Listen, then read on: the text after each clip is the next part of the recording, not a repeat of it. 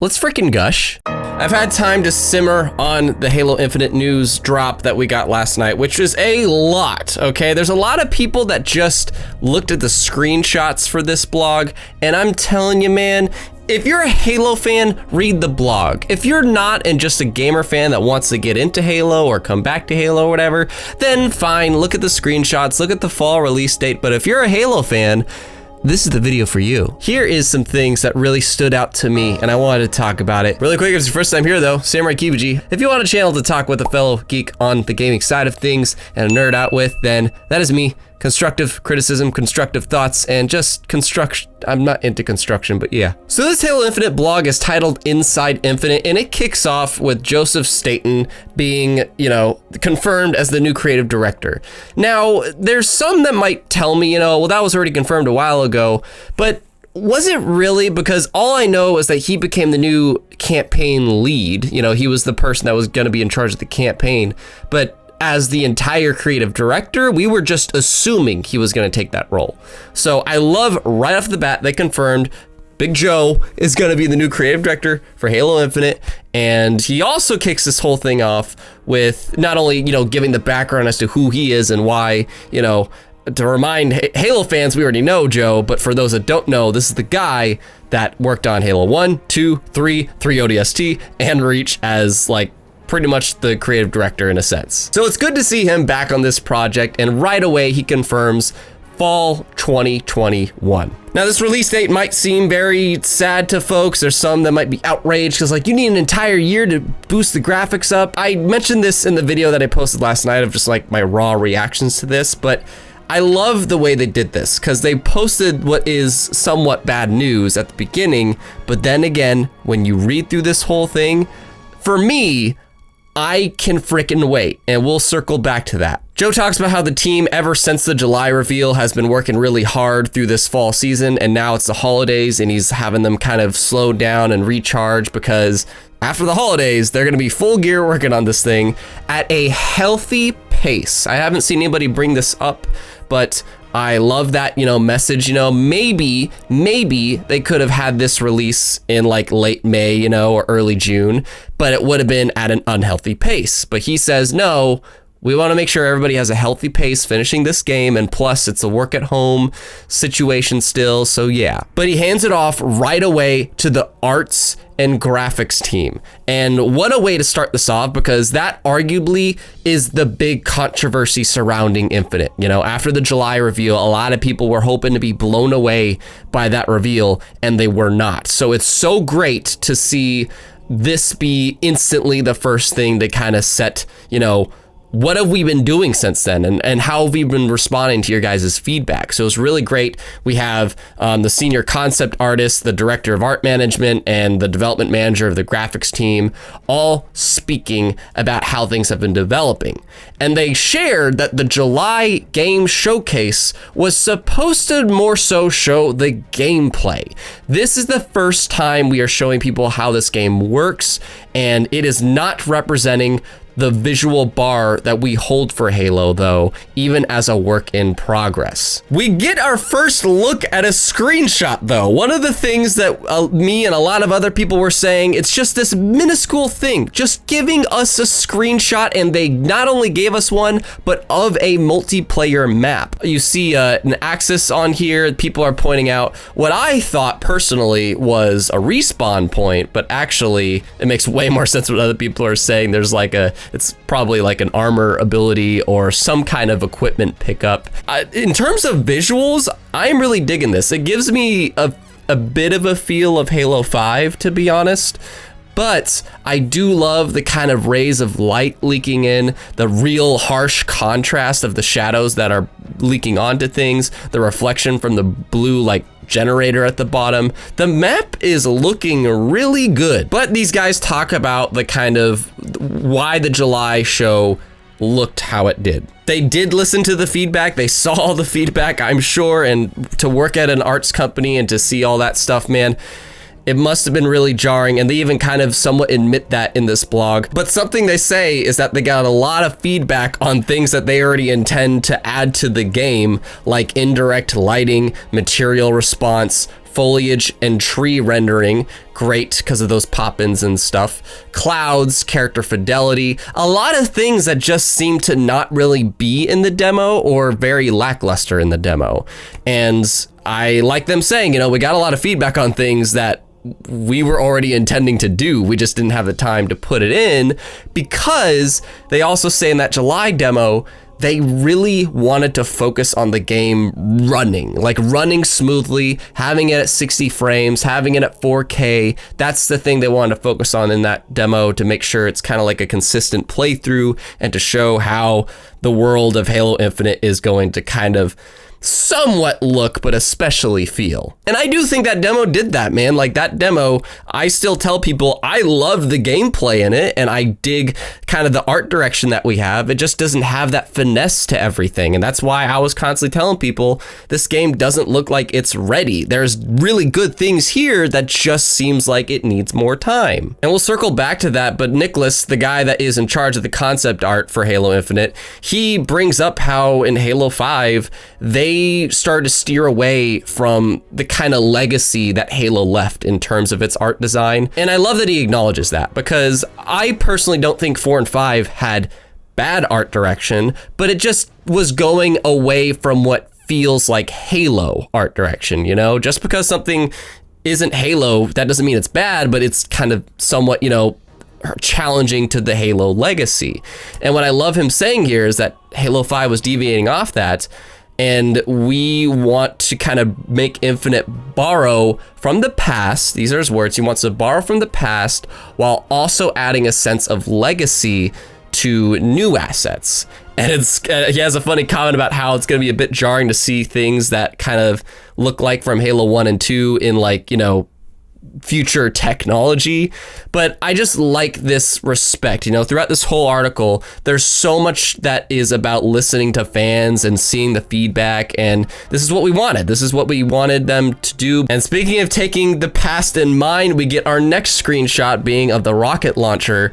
And, you know, I'm a Halo fan, I don't call it a spanker, but, you know, I like it, you know, like it looks like the standard rocket launcher. I don't have too much to say about it, to be honest, but what I do think is neat to notice here, and you'll see this later on with a screenshot of the sniper rifle, they both are on this table, and there's a Spartan leaning on the table looking at it. Now, this makes me wonder, did they just have this rendered in engine for this specific blog, or is this potentially a sneak peek at what customizing your weapons look like? Because if this is like the screen that you customize your weapons and stuff, this looks really fancy and actually has me pretty damn pumped if that is the case, because I don't know, like it's just kind of over the top, but I don't mind it personally. If that is legitimately the screen, your Spartan is just standing at the side, and then the camera zooms out as your Spartan walks on like a pedestal that you'll see in later screenshots as well. I don't know, I that kind of excites me personally, but let me know what you think.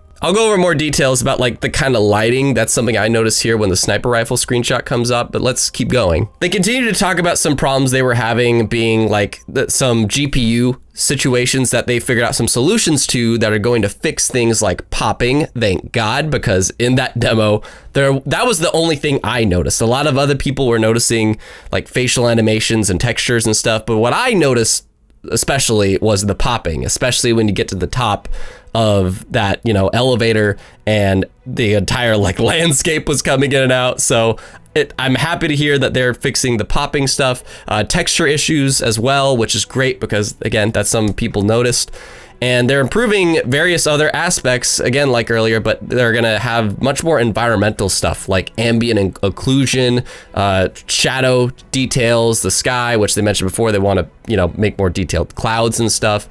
And something that's really jarring to hear, they didn't have color grading in the July demo. And if you don't know what color grading is, it's not gonna make a game, you know, look like next gen or drastically different, but color grading is Really? Become a patron where you can help me get better batteries and lights and equipment to do this stuff. And you can join our Halo Discord, please, because, yeah, I want to talk with you guys in our Halo Discord. But yeah, color grading is essentially the process of the way I know it is in films when you are messing with the colors and the shading and the kind of tone of things. It's that extra touch that people put on to just add a bit more oomph and saturation to things. And seeing that the demo in July didn't have that, and that's such a simple thing in my opinion, that's really interesting. But they continue on with the list of things that they want to share, being the improved specular response, wear and tear on the weapons, which we'll see in a moment with the sniper, fidelity to the characters, thank goodness, because when they did that zoom in on the brute, it was a little bit jarring, to be honest. More macro breakup on large surfaces and more texture detail again. This is stuff that really excites me for whenever we see Halo Infinite next, and really makes me feel like the goal is to look like that E3 2018 demo. That is the goal, to make things look that good. Whereas the July demo wasn't quite there yet. So we'll see. And if they need more time to do that, I personally don't mind, especially after some of the things we're about to hear. But we see another screenshot of the sniper rifle and it looks beautiful. I have heard from Hidden Xperia, it's kind of like a mixture of Halo 4 and Reach's sniper, which I would agree with. The orange is a neat touch, but I'm sure, you know, colors, we can't really say that is solidly what we're going to see for everything, because I'm sure the customization, again, we'll get to that too. But what I like in this is that you see these little nit grit scratches and stuff, but the rocket launcher and the sniper, I am loving the edge light. This could just be part of the fancy setup that is for customization for weapons, but I am loving the edge light that is bouncing off of this thing, and that makes me feel, you know, for what they're saying being the specular response and other things of how things respond to light. And these weapons, that's what I notice especially, is the texture's looking good and the response to light is looking good. They begin to wrap up the visuals and graphics part of it by saying something else that really excites me, being the facial animations involving Craig. They respond to the whole Craig stuff and say, look, rest in peace, Craig, but that was because we didn't have the facial animations where we wanted them to be there. Which, the way they phrase it is a little bit like, you know, don't expect it to get much better, but like, I don't know. I'm okay with that, but they're basically saying their facial animations on the NPCs weren't fully implemented yet. But we'll see. I don't know. Well, that one, for some reason, I have no reason to be a skeptic about that. But the thing that does freaking excite me, dude, is they say they're working on hairdos and beards for the brutes. Hairdos and beards. That is exactly what I want to hear for brutes, man. It's so good to see brutes come back. But the thing about the brutes in Halo 2 and even Halo Reach, honestly, not Halo 3, believe it or not. I think Halo 3's brutes were fine, but Halo 2 and Reach's brutes, they had just hair coming out of their body and just, they looked like legitimate gorillas. But the things about 3's brutes and Infinite's so far anyways, is it just seem, you know, like bald. They seem like bald monkeys, and I don't want to see that. I want to see the hair and stuff. And one of the things we heard about the next gen systems that we're going to be able to see a lot better is hair-like features. So that excites me to have much more in-depth brute designs, especially to see our boys come back. That, to be honest, like in terms of a fan level, I probably grabbed onto that a lot more than anything else. And as we begin to wrap up the visual portion, we get one more screenshot of this same multiplayer map, it looks like. And again, same thoughts. It does seem like it'd be someone from Halo 5, but what I do like is how open it is. It has this sense of open and circularness. There could be linear, but in terms of detail, dude, is that like rain or dust falling off of the ceiling? It looks so damn, like, I don't know, like, I have a feeling that there's actually some elements like actually falling and stuff. But the Spartans look great. Like, you see George's armor and he's sprinting. I personally don't mind sprinting. That's just me. Let me know if you disagree in the comments and why. But I don't know. It just looks good. I don't have too much else to say, but it's like our first look at multiplayer, which is cool that we finally have a little glimpse of it. And I am loving the colors. I am really loving the colors. They're popping out, and that's one of the things I love about Halo 3 is that Halo 3 is easily the most saturated of all the Halos, and this feels like that to me. And one more note I thought was interesting about the visuals is that they talk about like the differences between rendering things indoors and outdoors. The thing about outdoors that's immensely harder for this Halo game is they are having so much stuff outdoors. It's a large density of things in a large scale as well that's spread out. So it's like there's just so much more to render out there, and they're also having dynamic lighting with the sun actually moving. I really want to see this game at nighttime, dude. I really want to see this game at nighttime. But they just share, you know, that's one of the big issues with the outdoor environments that the campaign especially is probably going to have. Who knows, maybe other modes of multiplayer struggle with it too. I don't know, man. They're just sharing that a lot of progress, insights, and meanings about keeping the legacy of Halo in terms of the art direction and improving all the graphic stuff that people complained about. It just seems like there's a lot of stuff that they're working on and potentially some things that we don't know about, which leads us to the multiplayer. Not really even the multiplayer. It's actually like the just kind of live service in general that Halo Infinite is trying to be. We have Ryan Paredes, the design director of the live team, and Chris Blum, the lead progression designer, and he's focused on engagement and customization. They have these two talk about kind of the... To sum this up, I would say what you're going to be working towards in Halo Infinite, because obviously they want to address the two biggest controversies and quench our worries, which for me they did, is the visuals, definitely something that people were worried about, and the progression system with the coatings and stuff, which they are also addressing here. And I love that they are trying to calm the fans down. It shows a sign that they are listening, but here's what they had to say. When the game launches, they have a team that's really going to be paying attention to the user like analytics and behaviors and stuff and what really resonates with players and keeps them engaged. And they want to create a healthy game life cycle after this game is launched. Because again, as Joe says kind of in the beginning of this, it's just the beginning when this game launches. Halo Infinite is kind of what its name is. They want it to be a Halo game that lasts for a really long time, if not the entire next generation potentially, with all the things that they're trying to put in it and expand in it after it launches. And that's why this part of the not blog really interested me, because how are you going to keep people engaged without it feeling like a complete grind fest? To which they also address, we don't want this game to be a grind machine. Those are literally the words. We don't want it to be a grind machine that burns players out to unlock what they want to unlock. They confirmed there's going to be seasons in this game, which is going to be really interesting because it just, I don't know, it makes sense. You know, like Gears 5 has a similar model where they have different operations and they add new stuff to each operation. So I see Infinite doing the same model as potentially like Halo 5 and Master Chief kind of mixed. But something I want to comment here is the whole grind machine comment and, you know, the life cycle. It really makes me feel Master Chief Collection. One of the big reasons I have been playing Master Chief Collection so much more than Halo 5 lately is, yeah, sure, the games. I like the games a lot, but like, I still enjoy 5, shoot me down, whatever.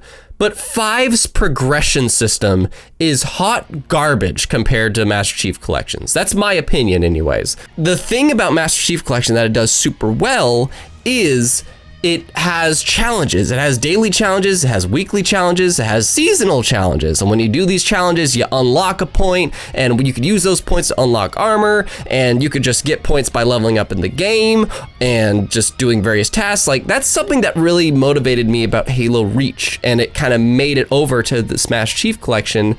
And now it seems like they want to apply the same sort of model where they want to make this game just feel like a healthy life cycle, like having fun with it, have fun things to do instead of just the grind fest that is Halo 5, where you just keep trying to level up, and it takes for freaking ever. You shouldn't be playing a game and feeling like that. You should be just having fun. But he starts to dabble into the controversial stuff that people might have a problem with, you know, like the idea of microtransactions, what people are worried about with the coding. And he brings up that there will be limited time events, but they don't want it to be a chore. They want to make it fun to do, which goes with what I was saying. There's going to be some limited time events that maybe there is, kind of like Fall Guys. I've been loving Fall Guys lately, and there are certain outfits that you legitimately can only get that day or that week or something, or when that event is happening. And it sucks to see it go by, but it'll be nice if there is multiple means of you know, winning this, you know, just winning this through various tasks in this special event. And they're going to have these. They're going to have these limited time events. So we'll see how that goes. That does make me a little bit nervous, but honestly, it's kind of motivating as well. Microtransactions will be in this game. They don't say it bluntly, but it's basically confirmed in this interview, to which that's an entire video in itself. I personally don't have as much of a problem with microtransactions as you might, but it just depends on how they are handled. But they pretty much say, what did I note here? Microtransactions will be in, but no loot boxes. But no loot boxes. They don't want any random rewards or getting people a gameplay advantage. They want players to get exactly what they expect if they invest time or money. If they invest their time or money to get a certain reward, they want to know exactly what they are getting. And I freaking appreciate the shit out of that, because I don't know, man, I hate loot box crap. I really do. Yeah, that's an entire spiel. But Kingdom Hearts Union Cross, that game's microtransactions are absolute garbage. You want me to run down to the store and buy more medals? They do kick this off, though, with our first look at a fully fledged Spartan armor, being the Scorpion Punch armor. I dig the colors, and once again, this interesting environment pedestal. They could have just generated this screenshot for this, you know, blog, but I really wonder, is this how it's going to look when you're customizing your armor and various other things, your vehicles? Is it like a camera that's gonna bounce around? I am really curious, but dude, the lighting on this Spartan is top drawer. The lighting on this Spartan and everyone that follows is so damn good. I freaking love it. Not even that, but even the environment, like the stool that he's standing on. I have a thing with floors apparently, but just the edge light, the scruffs and duffs. But the other thing about these microtransactions and the progression system and blah, blah, is that they want Infinite to eventually have everything over the course of its launch. They want everybody to have their favorite armors and make the Spartans they want, but it's not going to all be there at launch, which, you know, makes sense. They need to add things over time. Another interesting thing they say, and I need to read this one, is there are new things they'll be trying with Infinite compared to Halo's Legacy, with it being free to play. Totally makes sense. But healthy engagement, players first, knowing value, always listening, and allowing player expression will be behind every decision. And that is it. That is perfect. Microtransactions don't just have to be a bad thing. They can allow so much free content basically to come to a game. I haven't put a single dollar into Halo 5 or Gears 5, but guess what? I'm getting a shit ton of free content thanks to the people that do have fat wallets and that do want to invest in the game. But that just allows so much free content, and it's going to be an interesting business model, and also kind of shows, you know, how beefy is this campaign going to be. We'll get to that towards the end of this video. But like, you know, if they're going to make a campaign that's beefy enough for $60 and make the multiplayer free to play, they have to have a means of, you know, keep funding the development of this multiplayer if they want to keep it going.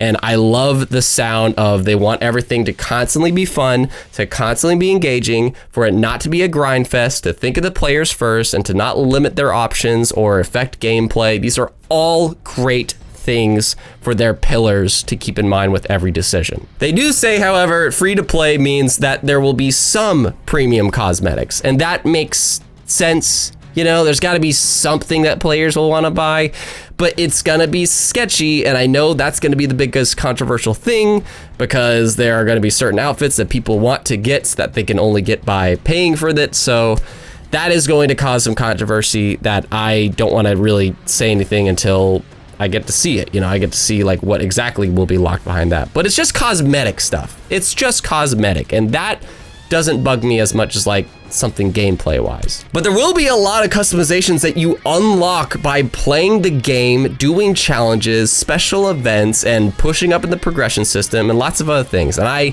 love hearing that, dude. They also acknowledge that Halo 5 didn't have the most rewarding system for the most engaged players, and they know they want to fix that in Infinite. And yeah, there's the grind fest in Halo 5 was insane, dude. I'm telling you what, and it still is for people like me that are I'm only like 120 something. But those players legitimately, all they would do is just get 10,000 RP and then buy this random pack, you know, but they want to make it better. And I think Master Chief Collection is the perfect thing. You see exactly what you're unlocking, and Reach, you earn credits to buy exactly the armor piece. And it seems like they are going in those directions, which is fantastic. They also give us another screenshot of the Watchdog armor coating, to which I believe, correct me if I'm wrong, but this apparently is going to be the reward for reaching SR 152 in Halo 5. If it is, I'll tell you what, this one didn't sell me, but the later screenshot was like with that red visor, I was like, that is my freaking armor, dude. The red, the white, that's my brand. Let's freaking go. But they address the comparisons of like, oh no, you should let us customize our colors and stuff. And they say that coding apparently lets designs of armor get much more detailed than just being a flat color. Yes, in the most ideal world, it would be adjust your colors and also the type of texture that's on that armor. That would be the most ideal thing. Like, I don't know. I'm not a texture designer, so I'm not sure how that works. But they bring up an interesting point here, and listen to this. Coding applies to Spartans, weapons, vehicles, and even environment elements like fuel barrels. What does that mean? Are you gonna be able to just like grapple hook onto a fuel barrel and then like when you hold it, it just becomes something like I'm gonna throw a giant burrito at you? What? Environmental elements, dude. What does that mean? But the thing that has me really freaking stoked, they say coatings, not armor here. I hope that armor is a thing though. They say specific coatings get unlocked through player accomplishments. Boy, that gets me so excited, dude, because something about, you know, having the katana, Ryu Hayabusa, whatever, in Halo 3 and Recon and stuff, you had to earn those. So whenever you saw somebody with one, you were like, wow, you actually did that. But in Halo 5, you know, there was this helmet that you could unlock by beating Master Chief Collection's campaigns on Legendary, but you could just get it through the means of the random rec packs too, so it kind of took away the achievement on it. So I love that they are bringing that back, where there is just some coatings that you will only be able to get through unlocking them. And I really hope that applies to armor too, because to be honest, armor is gonna be the more noticeable thing than coatings, I think. But then they address it, dude.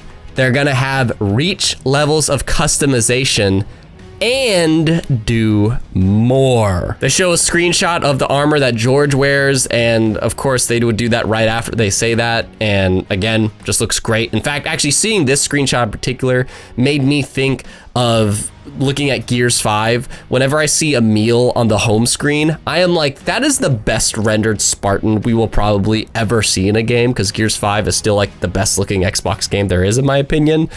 And yeah, this gives Emil a run for his money. But Chris, the guy in charge of the, you know, customization stuff, he confirms the customizing of the helmet attachment, chest, shoulder pads, both the left and right, knee guards, wrist gear, utility, and visor, all the things that you could customize in Halo Reach that we have not been able to do since, will return and apparently go further as well.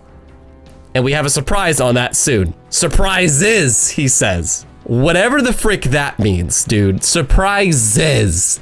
So it's not just gonna be that immense amount of customization that we had in Reach, but apparently further. Some people have noticed that apparently this might mean gloves and boots, because some were noticing that's like the same coating or something for some armors or whatever, but like they have different gloves and they have different boots. Could be, man. It could just be super duper insane. You can adjust your boots, your gloves. I really hope the back piece, dude. There's so many armors in Halo 5 that I really didn't care for, like what, like the front was cool, but the back just, I did not care for what it made the back. I have a feeling we're just gonna straight up have like at least a dozen, maybe even like 24 different pieces of a Spartan you can adjust to make it insanely unique to you. But just hearing Reach customization come back, that alone is stupidly great. But he teases at the same thing again from earlier with the whole environmental stuff. He says players will be able to customize more than just their Spartan weapons and vehicles. Whatever that means, we don't know, but there are some surprises that they are holding on to, I guess. The fusion coil thing is the only hint we got. I think there is something more than simply just the base character model he's talking about. I think there's something else that they have not shown that really like is part of the reason why they have to push this game back. It's not just because of the graphics. I have a feeling there's a lot of things we don't know about this game that they have yet to show us.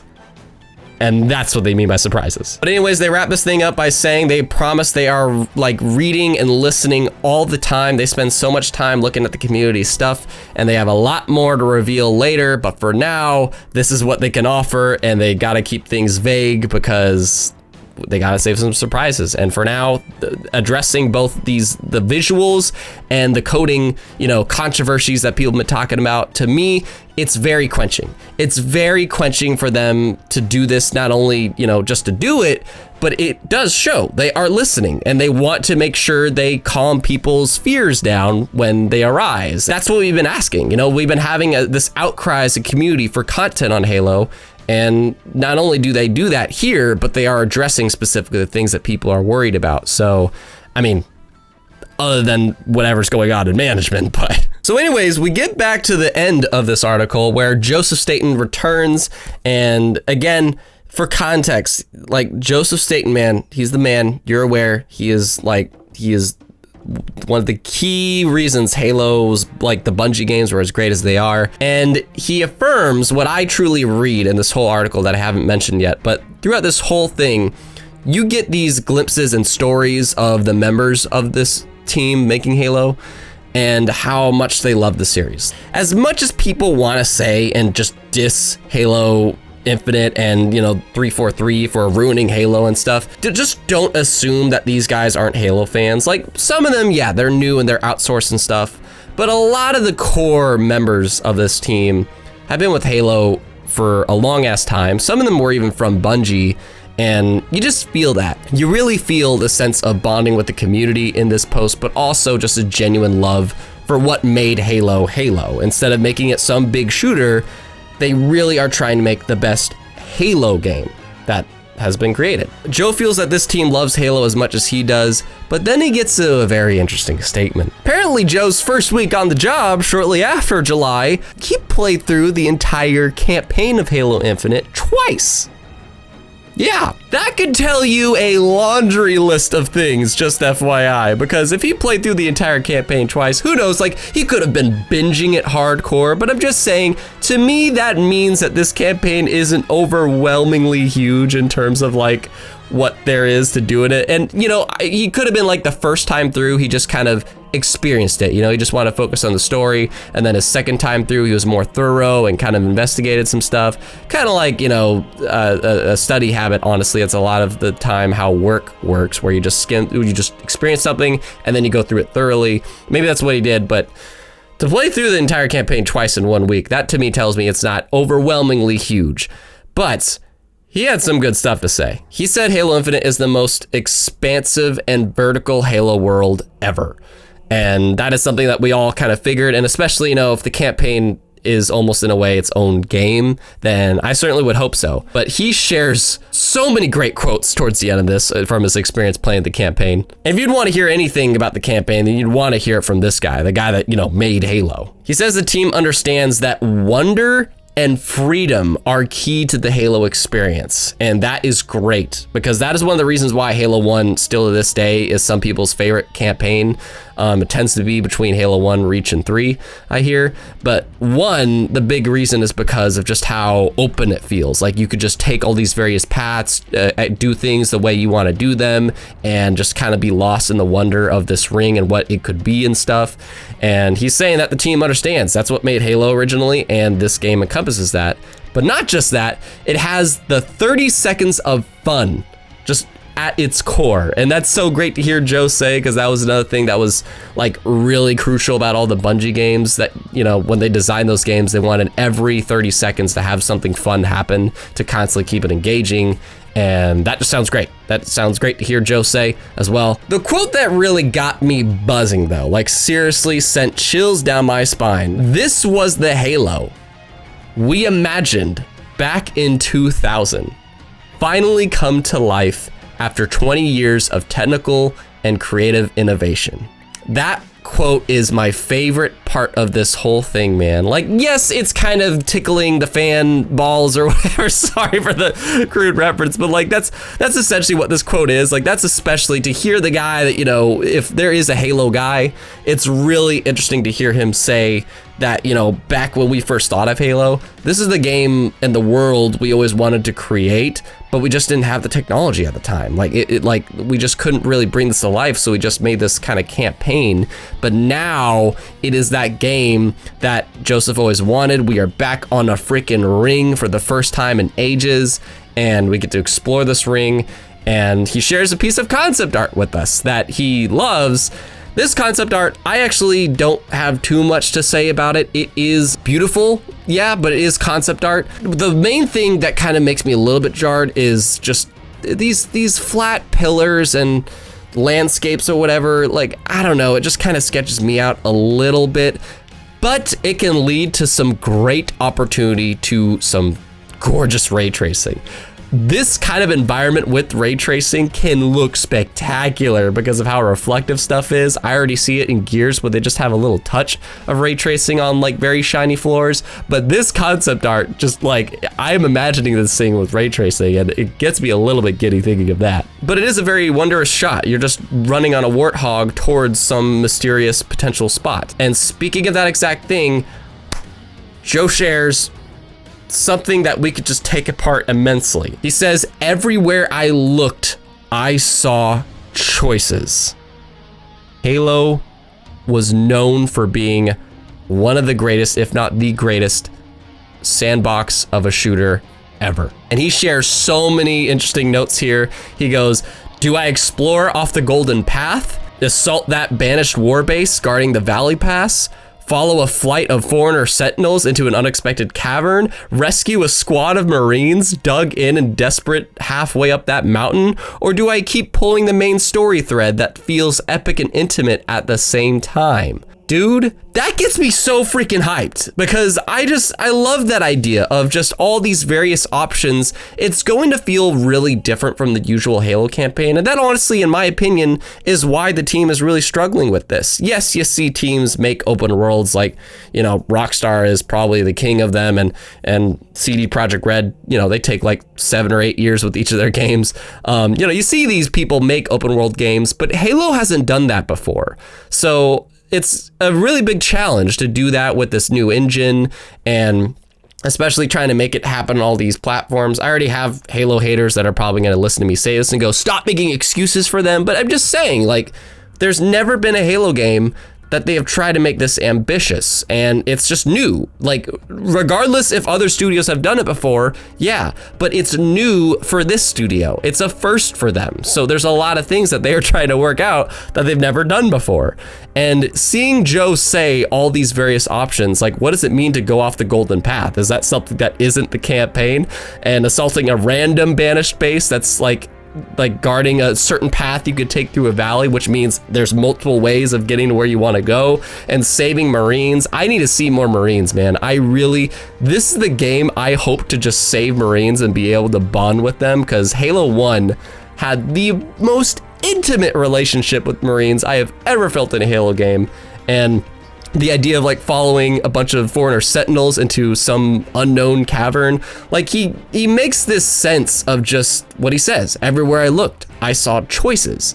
And that is something that screams sandbox. And if they are really gonna up what Halo is, instead of just upping the visuals, they're going to up the amount that is Halo's sandbox, which to me is like one of the biggest reasons I, as a Halo fan, love Halo. But then we see the kicker that makes me so damn happy. If it's not in like late spring like I thought it would be, guess what? That is fine, because we have an insider flight confirmed for later next year. Let's go. That gets me so freaking pumped, dude, because this game, like, I'm not gonna say it needs a flight, but it's so important. Like, every Halo game did a flight except for Halo 4, and I would argue Halo 4 has the worst multiplayer. Well, in terms of like how universally received it is, like Halo 4 probably had the least recognized. and that was the only game that didn't have a flight. So flights are really important, man. They are really freaking important, and they never had plans for one before. They confirmed, like, look, we don't have time to. We're just gonna have to launch the game and listen to your feedback after we launch it.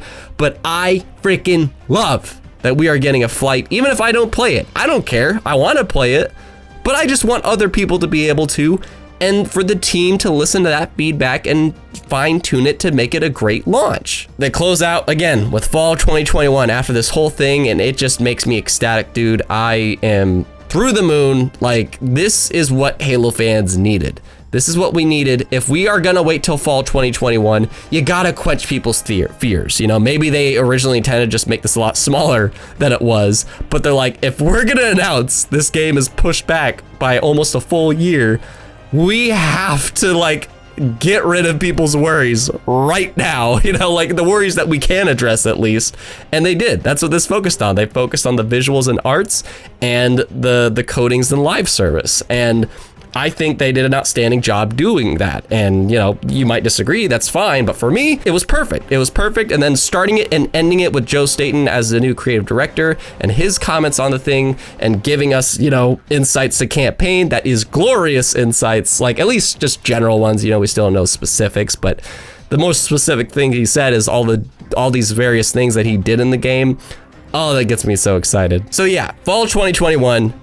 I can wait. As much as it hurts, it still hurts to freaking get the Series X and, you know, not have Halo be launched with it, because that was going to be one of the coolest launches a system could have. This is Xbox, actually. I need to praise Phil Spencer, Matt Booty, and anybody else that allows the team here to have the time they need, because a lot of the times developers just have to release their games. They haven't finished it in time and they have to just release it because there are certain demands that the publisher has.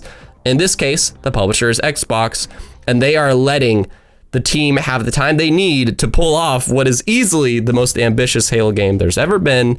And they know they can't mess this up. They know if their flagship is not a good game at launch, then it's going to really hurt Xbox's image. And I have to give a lot of praise to Phil Spencer, Matt Booty, and anybody else that is, you know, behind this decision to let them not get a few months of a delay, but to get basically an entire year. It just shows the dedication to the quality of their releases, and I really appreciate that as a fellow artist that used to be really into filmmaking and drawing. Like, it's a great thing to let your artists be able to make the work that they truly intend. As to what the month could be, I don't know. I say September personally, because I associate September being the Halo month. I believe that's when Reach, ODST, and 3 came out. That's what I associate with the Halo month. But then, you know, Bonnie Ross did this tweet that was like, doesn't somebody have an anniversary in the fall? So maybe that's a tease that it could be in November for like the 20th anniversary of the first game, which would be really poetic. But I don't know. I kind of hope for September just because I want to play this damn game, but also gives more time to be in consideration of the Game Awards, which, depending on when I upload this, just happened or is happening or something. So if you watch this whole thing, I applaud you, good sir. This was a really freaking long video, but the community asked for it, and they said they would prefer a long-ass video instead of multiple videos. And I don't know how I even put this together, but I really appreciate you watching the whole thing. But I more appreciate you leaving a comment and telling me, what are your thoughts? What is, like, you know, I kind of broke everything down, but I want to know, like, what are some things I missed, or what's some disagreements you have, or agreements, or just any thoughts about Halo Infinite that you have. Let's chat about it in the comments. Thank you so much. And if you're not subscribed yet and you watch this whole thing, man, I don't know. I think you should, because this was a long one. I just appreciate your time, man. So leave me a comment, subscribe if you haven't, and thanks for watching. Samurai Kibiji.